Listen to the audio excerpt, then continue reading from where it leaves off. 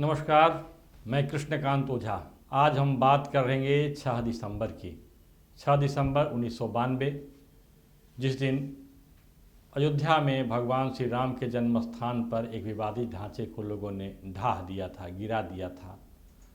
और इसको लेकर के पूरे देश में ही नहीं विदेशों में भी एक नैरेटिव, एक आख्यान खड़ा करने का प्रयास किया गया था। इस दृष्टिकोण से भी 6 दिसंबर एक महत्वपूर्ण है। दूसरे दृष्टिकोण से कि 6 दिसंबर को ही बाबा साहब भीमराव अंबेडकर ने इस धराधाम को त्याग दिया था, उनका निधन हो गया था। तो ये दोनों तरह से इस 6 दिसंबर का एक महत्व है। लेकिन अभी हम बात करेंगे 6 दिसंबर 1992 की, जब अयोध्या में भगवान श्री राम का जो जन्म स्थान था, उनके जन्म स्थान पर जो विवादित ढांचा था उसे ध्वस्त कर दिया गया था। आज भी ढांचा ध्वस्त हो चुका है, वहाँ कुछ भी नहीं है। वहाँ विराट राम मंदिर का निर्माण शुरू हो गया है और जो विचार परिवार है, संघ विचार परिवार है, उसके मुखिया ने अब ये कहना शुरू कर दिया है कि अब हम व्यक्ति व्यक्ति के अंदर में, मन के अंदर में राम मंदिर का निर्माण करेंगे ताकि प्रत्येक व्यक्ति का व्यवहार बदले और भारत में फिर से राम राज्य की स्थापना हो सके।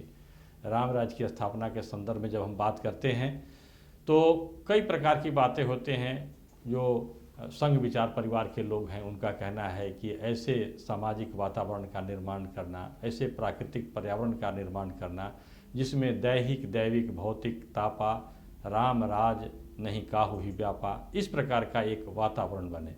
लेकिन जो राजनीति करने वाले हैं वो इसे दूसरे रूप में सोचते हैं। उनका कहना है कि अयोध्या में भगवान श्री राम के जन्म स्थान पर जो एक ढांचा था वह एक मस्जिद था, और जब मस्जिद ध्वस्त हो गया तो भारत की जो सेक्युलर की जो छवि थी, सेक्युलर भारत की, उसको बहुत चोट पहुंची।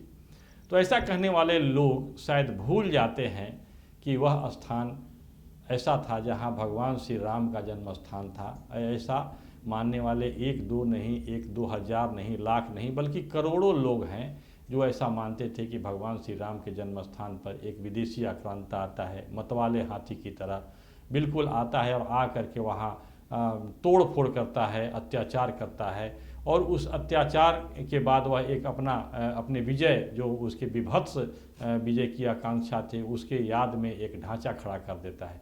अयोध्या के जितने जो संत महात्मा थे, आसपास के लोग रहने वाले थे, उन्होंने उस ढांचे को कभी भी स्वीकार नहीं किया और लगातार करीब 450 वर्षों से उसका विरोध होता रहा।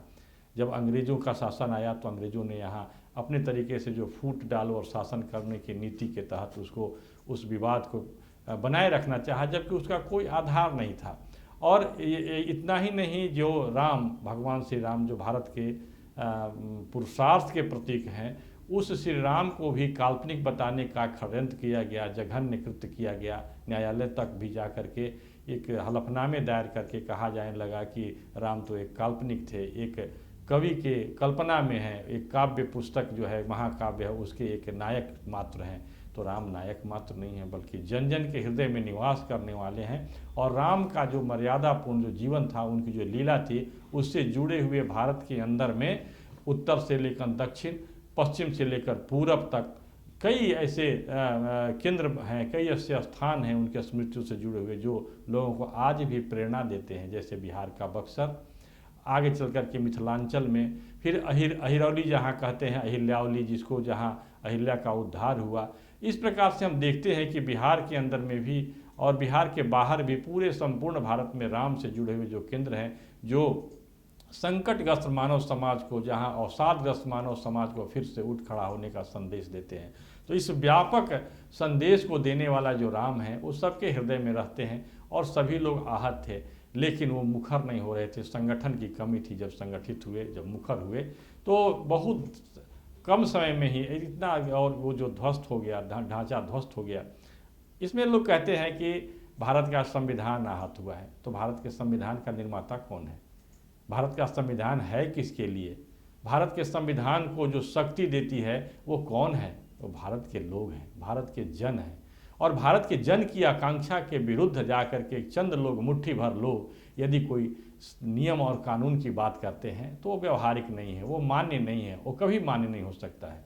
और यह जो है आज़ादी के तुरंत बाद से जो एक प्रकार के अकादमिक जो वातावरण बनाए गए थे, जो अंग्रेज़ों द्वारा पोषित, जिसको हम कह सकते हैं कि मैकियावेली के मानस पुत्रों ने, मार्क्स के मानस पुत्रों ने जिस प्रकार के एक अकादमिक वातावरण का बनाया था, जिस प्रकार के विमर्श डिस्कोर्स को चलाया था, वह वास्तव में डिस्कोर्स बिल्कुल वो त्रुटियों से भरा हुआ था। इसलिए डिस्कोर्स करेक्शन की भी बात हो रही है और आगे चल रही है। और उसी डिस्कोर्स के माध्यम से एक भ्रम का वातावरण बनाया गया था, जिसमें राम की छवि को, राम को विकृत करके प्रस्तुत करने की बात हो रही थी, और समाज में एक वैमनस्य, समाज को आहत करने, समाज को बिल्कुल अवसाद की स्थिति में डाल देने का एक षड्यंत्र जो बाहर से दिखाई नहीं पड़ रहा था, उसका समाधान उस षड्यंत्र पर पहली बार जो भारत की जन जो है उसके माध्यम से प्रहार हुआ था 6 दिसंबर 1992 को। इसको इस रूप में देखने की आवश्यकता है। अब देखा जाए कि 6 दिसंबर से लेकर के जो 28 वर्षों तक, या ये यूँ कहें कि पूरे श्री राम जन्मभूमि आंदोलन का जो कार्यकाल है वो 30 वर्षों था। 30 वर्षों में बहुत कुछ बातें हुई, और जो हिंदू समाज है जो स्वभाव से ही जो पंथ निरपेक्ष है, सभी पंथों का आदर करने वाला है, सभी संतों का, सभी विचारकों का आदर करने वाला है, उसने भी अपने लिए एक मार्ग तय किया है कि राम को सामने रख करके, उनके मर्यादापूर्ण जीवन को सामने रख करके हम ऐसे समाज निर्माण का अभियान चलाएंगे जिसमें सबके लिए जगह होगा, सभी संप्रदाय, सभी विचारधारा के लोग रह सकते हैं, लेकिन इसकी छूट नहीं होगी कि आप भारत के जो मौलिकता है, भारत की जो विशेषता है, उसे आप नष्ट कर दें, इसकी छूट नहीं होगी। और इसीलिए जो अभी सरसंघ चालक, राष्ट्रीय स्वयंसेवक संघ के सरसंघ चालक माननीय मोहन भागवत जी ने कहा कि अब हमें अभियान चलाना है प्रत्येक व्यक्ति के अंदर में राम का मंदिर निर्माण का। राम का मंदिर निर्माण मतलब राम की छवि, राम की विशेषता, राम के मर्यादापूर्ण जीवन को स्थापित करने का। जब हमारे मन मंदिर में राम स्थापित हो जाएंगे तो हमारा व्यवहार भी बदलेगा, और जब व्यवहार बदलेगा व्यक्ति का, तो पूरे भारत का जो व्यवहार बदलेगा, भारत के अंदर में जो पुरुषार्थ जागेगा, जिम्मेदारी का बोध होगा, और यही जिम्मेदारी का बोध, यही पुरुषार्थ, यही विशेषता जो है भारत को फिर से विश्व गुरु बनाएगा। आज बस इतना ही। नमस्कार। देखते रहिए स्वतः समाचार। हमारे चैनल को आप सब्सक्राइब करें और फेसबुक पेज को लाइक करें, फॉलो करें। नमस्कार।